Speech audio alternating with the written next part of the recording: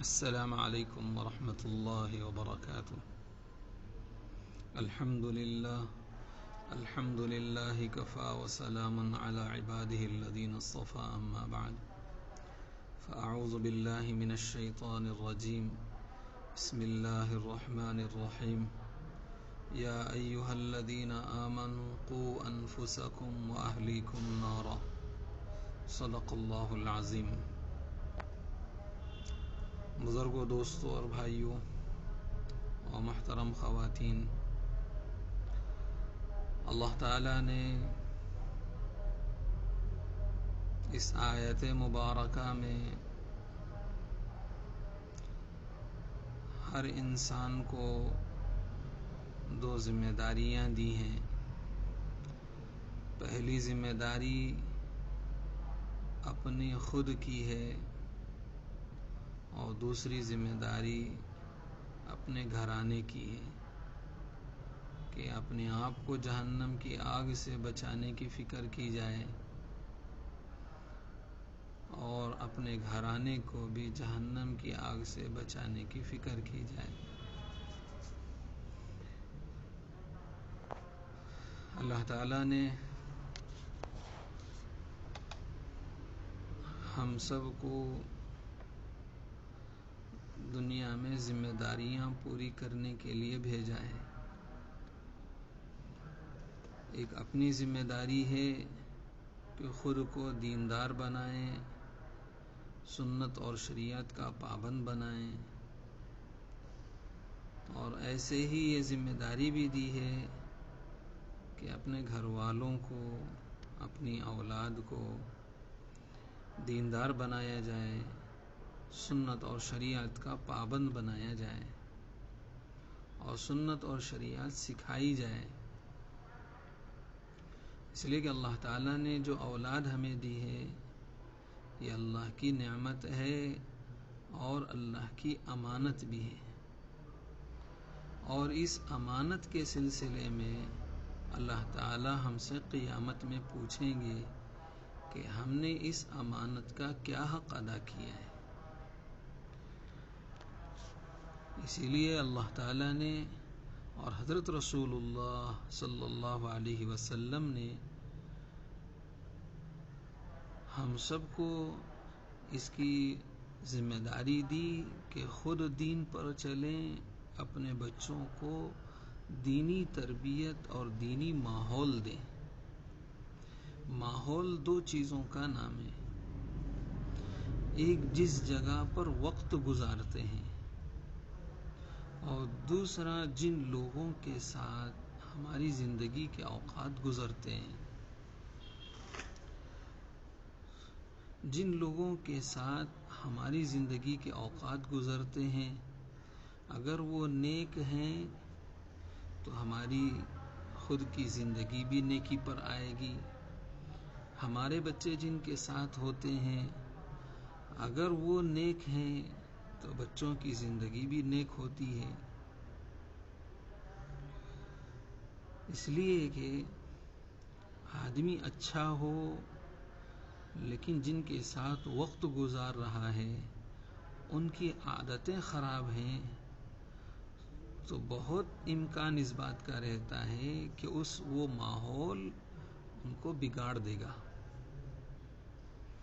ایسے ایک آدمی برا ہے لیکن اچھے ماحول میں رہتا ہے تو امید ہے کہ ماحول کا اثر ہوگا اور ماحول اپنا رنگ چڑھائے گا. حضرت شیخ سعدی رحمۃ اللہ علیہ نے دو قصے بیان فرمائے کہ ایک بھلے ماحول کا فائدہ، دوسرے برے ماحول کا نقصان.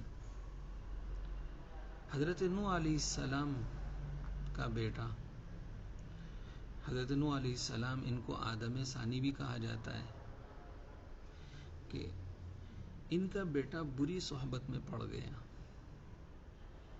طوفان نوح کے وقت میں حضرت نوح علیہ السلام نے اپنے بیٹے سے کہا کہ بیٹا آؤ اور کشتی میں سوار ہو جاؤ.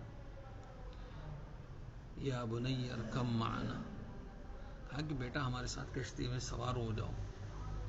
تو بیٹے نے بجائے اپنے باپ کی بات ماننے کے ایسے سخت وقت میں، جس وقت میں سب کا ڈوبنا نظر آ رہا ہے، اللہ کا عذاب آنکھوں سے دیکھ رہے ہیں، اس کے باوجود بھی کہا سآوی الی جبل یعصمنی من الماء، کہ میں پہاڑ کی چوٹی پر پناہ لے لوں گا۔ تو حضرت نوح علیہ السلام نے فرمایا بیٹا یہ کوئی طوفان نہیں ہے، یہ کوئی بارش نہیں ہے، بلکہ یہ اللہ کا عذاب ہے۔ فرمایا لا عاصم اليوم من امر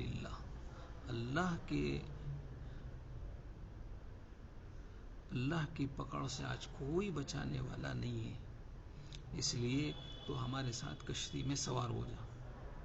ابھی یہ باتیں چل رہی تھیں، یہ ایک موج اٹھی اور دونوں کے درمیان حائل ہو گئی۔ وحال بینہم الموج فکان من المغرقین، کہ دونوں کے درمیان ایک موج آئی اور اسے غرق کر دیا۔ حضرت نوح علیہ السلام کی زبان سے نکل گیا کہ اے اللہ میرا بیٹا۔ تو اللہ تعالیٰ نے اس وقت نے فرمایا کہ اے نوح، جو میرا نہیں ہے وہ آپ کا بھی نہیں ہے، انہو لیس من اہلک، اس لیے کہ وہ آپ کے اہل میں سے نہیں ہے۔ بن کیا میں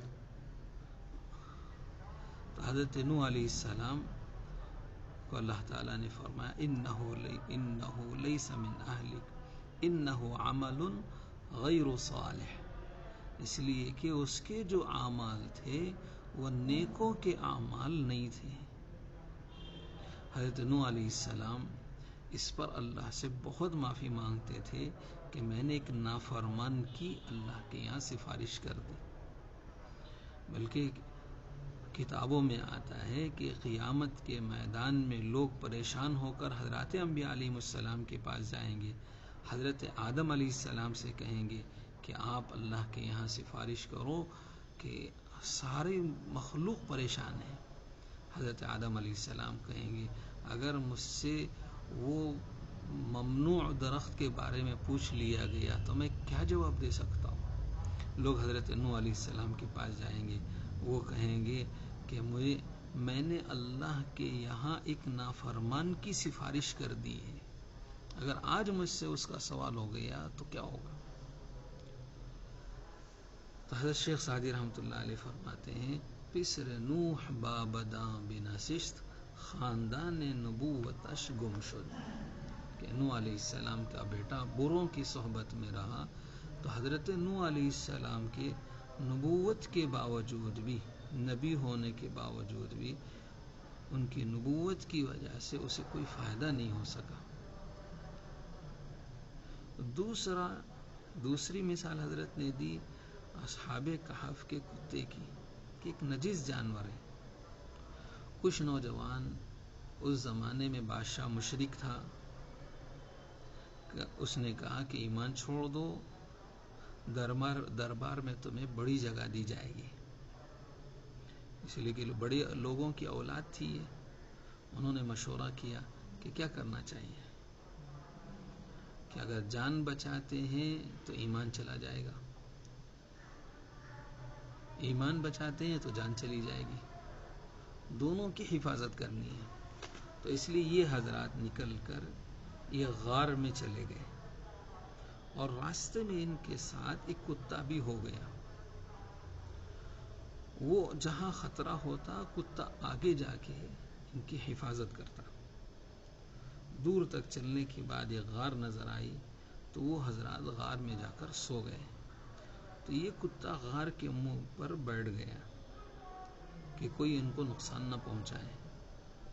اللہ تعالیٰ کو اس کی یہ ادا اتنی پسند آئی کہ اللہ تعالیٰ نے اصحاب کہف کے ساتھ اس کتے کو بھی جنت میں داخل کرنے کا احادیث میں خبر ملتی ہے کہ یہ کتا جنت میں داخل ہوگا۔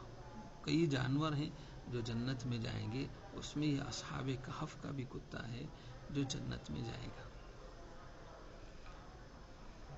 تو بری صحبت نے نبی کے بیٹے کو بھی ہلاک کر دیا۔ تو اس کے لیے ماحول میں دین لانے کے لیے نبی آتے تھے کہ ماحول میں دین آ جائے، لوگ اپنا ماحول دینی ماحول بنائے۔ تو اس کے لیے ماحول میں سب سے پہلی چیز ہے کہ کن لوگوں کے ساتھ رہتے ہیں۔ اب یہ دیکھنا ہے کہ ہمارا بچہ کن لوگوں کے ساتھ اٹھتا بیٹھتا ہے، اس لیے کہ اگر ہمارے بچے کے ملنے والے دوست احباب نیک ہوں گے تو بچے پر ان کی زندگی کا اثر پڑے گا، ان کے اعمال کا اثر پڑے گا۔ اگر خدا نخواستہ ہمارے بچوں کا اٹھنا بیٹھنا غلط بچوں کے ساتھ ہو گیا ہے، چاہے ہم نیک تربیت کرتے ہوں، ان کو نیکی سکھلاتے ہوں، لیکن اس برے ماحول کا اثر اس بچے کے دل پر ہوگا، آج نہیں تو کل بچہ ان بری عادتوں میں مبتلا ہو جائے گا۔ اسی لیے حدیث میں فرمایا فَلْيَنْظُرْ مَنْ يُخَالِلُ الْمَرْءُ عَلَى دِينِ خَلِيلِهِ فَلْيَنْظُرْ مَنْ يُخَالِلُ۔ آدمی اپنے دوست کے دین پر ہوتا ہے، اس لیے دیکھ لے کہ دوست کس کو بنایا ہے۔ اسی لیے فرمایا کہ دوست ایسے کو بنائے جسے دیکھ کر اللہ یاد آ جائے۔ اللہ کے احکام پر، دین پر چلنے میں، سنت و شریعت کا پابند ہونے میں جو مددگار بنے وہ دوستی کے لائق ہے۔ تو اس کے لیے پہلی چیز ہے کہ جن لوگوں کے ساتھ ہمارا بچہ جن بچوں کے ساتھ رہتا ہے ان کی حالت دیکھ لی جائے۔ اگر وہ نیک ہے تو ہمارا بچہ بھی نیک بنے گا۔ اگر خدا نخواستہ وہ دوست غلط ہیں، بری عادتیں ان کے اندر ہیں، آج نہیں تو کل ہمارا بچہ ان برائیوں میں مبتلا ہو جائے۔ ماحول کے لیے دوسری چیز ہے وہ جگہ جہاں پر ہمارے بچے رہتے ہیں، یعنی ہمارا گھر۔ تو ہمارے گھر میں دینی ماحول لانے کی فکر کریں کہ ہمارا گھر دینی ماحول ہو۔ تو اس کے لیے ہمارے بزرگوں میں حضرت شاہ ابرار الحق صاحب رحمۃ اللہ علیہ فرماتے ہیں کہ 3 سہل اور آسان سنتیں ایسی ہیں جن پر عمل کرنے سے بقیہ سنتوں پر عمل کرنا آسان ہو جاتا ہے۔ تو پہلی چیز ہے سبقت سلام، کثرت سلام، کہ سلام میں پہل کرنا اور ہر ایک کو سلام کرنا۔ بچوں کو اس کی عادت ڈالی جائے کہ بچے سلام میں پہل کریں، گھر میں آتے ہوئے سلام کریں، گھر سے جاتے ہوئے سلام کریں، صبح اٹھ رہے ہیں تو دعائیں جیسے پڑھتے ہیں ویسے ہی ماں باپ کو وہ سلام بھی کریں۔ کوئی مہمان آ جائیں تو ان کو سلام کریں، کسی جگہ یہ مہمان بن کے جائیں تو وہاں سلام کریں۔ تو بچوں کو اس کی عادت ڈالیں کہ ہر جگہ پر بچے سلام کے ساتھ رہیں، کہ سلام میں پہل کریں اور ہر ایک کو سلام کریں، ملنے جلنے والے ہر ایک کو سلام کرنے کی عادت ڈالیں۔ دوسری سنت ہے اوپر چڑھتے ہوئے اللہ اکبر کہنا اور نیچے اترتے ہوئے سبحان اللہ کہنا اور درمیانی زمین میں الحمدللہ کہتے رہنا۔ یہ اگر ماں باپ اس کی عادت ڈال لیں کہ چھوٹے بچے اپنے ساتھ ہیں، اوپر چڑھ رہے ہیں سیڑھیاں، بچوں کو لے کے چڑھ رہے ہیں تو خود بھی اللہ اکبر کہہ رہے ہیں اور بچوں سے بھی کہہ رہے ہیں بیٹا اللہ اکبر کہو۔ نیچے اتر رہے ہیں تو سبحان اللہ خود بھی بول رہے ہیں اور بچوں سے بھی کہ بیٹا آپ بھی بولو سبحان اللہ، تو وہ بھی سبحان اللہ بولتے ہوئے چل رہے ہیں۔ اور گھر میں ادھر ادھر ٹہل رہے ہیں، یا ماں مثلاً گھر میں جھاڑو دے رہی ہیں، یا بستر کی چادریں بدل رہی ہیں، یا برتن اٹھا کے رکھ رہے ہیں، تو ان کاموں میں الحمدللہ کی عادت ڈالیں کہ الحمدللہ پڑھ رہی ہیں۔ تو ظاہر سی بات ہے بچے ماؤں کے ساتھ زیادہ رہتے ہیں گھروں میں، ایک عمر ہوتی ہے اس عمر میں ماؤں کے ساتھ زیادہ رہتے ہیں۔ تو جب مائیں ہر وقت میں اللہ کی یاد میں رہیں گی تو بچے اس کے عادی ہو جائیں گے۔ تو اس کے لیے دوسری سنت فرمایا کہ اوپر چڑھتے ہوئے اللہ اکبر، نیچے اترتے ہوئے سبحان اللہ، درمیانی زمین میں الحمدللہ پڑھتے رہنا۔ اور تیسری سنت ہے کہ ہر اچھے کام کی ابتدا سیدھے طرف سے کرنے کی عادت ڈالنا۔ مثلاً کوئی چیز دینا ہو، کوئی چیز لینا ہو، کوئی چیز رکھنا ہو یا اٹھانا ہو، حتیٰ کہ سوئچ آن کرنا ہو یا بند کرنا ہو تو اس کے لیے بھی سیدھے ہاتھ کا استعمال، ہر جگہ پر سیدھے ہاتھ کا استعمال، جوتا پہننا، چپل پہننا، کپڑے پہننا، گھر میں داخل ہونا، مسجد میں داخل ہونا، بچوں کو اس کی عادت بنانا کہ ہر اچھے کام میں سیدھی طرف کو مقدم آگے بڑھائیں، کہ ہر اچھے کام سیدھے طرف سے کیا جائے، کہ بڑوں کو کوئی مثلا کیلی منگوائے ہیں تو کیلی لا کے دے رہے ہیں تو سیدھے ہاتھ سے دیں، والد صاحب آفس جا رہے ہیں، بچہ لا کے بیگ دے رہا ہو تو سیدھے ہاتھ سے لا کے دیں، ہر کام سیدھے طرف سے کرنے کی عادت ڈالیں، اور ہر ناپسند کام دائیں طرف سے کریں، جیسے گندگی اٹھانا ہے، کچرا اٹھانا ہے، جھاڑو اٹھانا ہے، استنجا خانے میں داخل ہونا ہے، جوتا نکالنا ہے، کپڑے نکالنا ہے، تو ان سب کاموں کو دائیں طرف سے کرنے کی عادت ڈالیں۔ تو فرماتے ہیں کہ 3 سہل اور آسان سنتیں ہیں جن پر عمل کرنے سے بقیہ سنتوں پر عمل کرنا آسان ہو جاتا ہے۔ تو گھر میں ایک ماحول ہو جائے گا سنت والا ماحول، اس کے لیے فرماتے ہیں کہ گھر میں سنت کا ماحول لانے کے لیے ہر جگہ کے سنت کے پیکیج بنا دیا جائے، مثلا کھانا کھانے کے لیے بیٹھ رہے ہیں تو کھانے کا سنت طریقہ اور اس کی دعائیں، اس کا ایک پیکیج بنا دیں کہ مثلا ہاتھ دھو کر بیٹھنا سنت ہے، اور کھانا شروع کرنے سے پہلے بسم اللہ پڑھنا، اور بسم اللہ بھول جائیں تو بسم اللہ اولہ آخرہ پڑھنا، اور سیدھے ہاتھ سے کھانا، کھانے میں عیب نہیں نکالنا، پسند ہو تو کھا لینا ورنہ چھوڑ دینا، جوتا چپل پہنے ہیں تو جوتا چپل اتار کے کھانا، اپنے سامنے سے کھانا، اور برتن سے کوئی چیز لے رہے ہیں تو کنارے سے لینا، بیچ میں سے نہ لینا، اور ٹیک لگا کر نہ کھانا، اور غفلت کے ساتھ باتیں کرتے ہوئے ادھر ادھر کے مذاق کرتے ہوئے نہ کھائیں، بلکہ ذکر کرتے ہوئے کھانے کی عادت ڈالنا۔ تو اس طریقے سے کھانے کا ایک پیکیج بنا دیے کہ دسترخوان پہ بیٹھے تو بچوں کو وہ ساری چیزیں یاد آ گئیں، اچھا بستر پہ سونے جا رہے ہیں تو سونے جاتے ہوئے بستر کو جھاڑنا، سیدھی کروٹ پر آرام کرنا، دعائیں پڑھ کر آرام کرنا، تو اس طریقے سے سنت کا ایک پیکیج وہاں بنا دیا۔ آنکھ کھلے تو آنکھ کھلتے ہی دعائیں پڑھ کر اٹھ رہے ہیں۔ اب اسی طریقے سے ضرورت خانے میں جاتے ہیں تو ضرورت خانے میں استنجا خانے جانے میں جتنی سنتوں کی ضرورت کا اہتمام ہے ان سنتوں کا اہتمام کرنا، دائیں پیر سے داخل ہونا، داخل ہونے سے پہلے بسم اللہ پڑھ لینا، دعا پڑھ لینا، پھر داواں پیر رکھ کر اندر جانا۔ اب وہاں جتنا کم سے کم وقت استنجا خانے میں رہ سکتے ہیں اتنا کم سے کم وقت رہنے کی عادت ڈالنا، بچوں کو زیادہ دیر استنجا خانے میں رہنے سے منع کرنا۔ کبھی بچے شروع میں پانی میں کھیلتے رہ جاتے ہیں یا دوسرے کاموں میں رہتے ہیں تو یہ سمجھ کے چھوڑ دیتے ہیں کہ بچہ پانی میں کھیل رہا ہے یا ادھر ادھر کی شرارت کر رہا ہے، لیکن استنجا خانے میں زیادہ رہنے کی وجہ سے بسا اوقات ماں باپ کو آئندہ بہت ساری ناگواریوں کا سامنا کرنا پڑتا ہے، تو اس کے لیے زیادہ دیر بچوں کو استنجا خانے میں رہنے نہ دینا۔ اب راستہ چل رہے ہیں تو راستہ چلنے کے آداب بچوں کو سکھانا کہ درمیانی چال سے چلو، زیادہ آہستہ بھی نہیں، زیادہ بالکل دوڑتے ہوئے بھی نہیں، درمیانی چال سے چلنے کی عادت ڈالنا، اور چلنے میں اکڑ کر نہ چلیں، سینہ تان کے گردن اونچی کر کے نہ چلیں، بلکہ گردن جھکی ہوئی ہو، سامنے کی طرف نگاہ ہو کہ ہماری نگاہیں اتنی بھی نیچے نہ رکھ لیں کہ سامنے والا معلوم نہ ہو، نہ اتنا اوپر رکھ لیں کہ نیچے کی زمین کے نشیب و فراز معلوم نہ ہو۔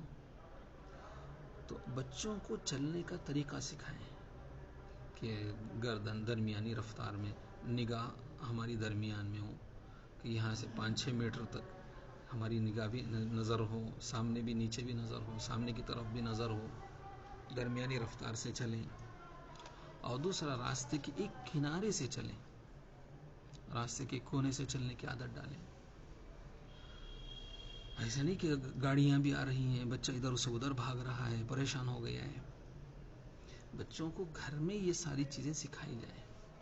تو اسے کہتے ہیں ماحول، اسے کہتے ہیں دینی ماحول، کہ دونوں چیزوں کی بچوں کو رعایت کی جائے کہ بچہ ہمارا کس کے ساتھ رہتا ہے اور جہاں رہتا ہے وہاں اس کی دینی حالت کے سلسلے میں کیا فکر کی جا رہی ہے.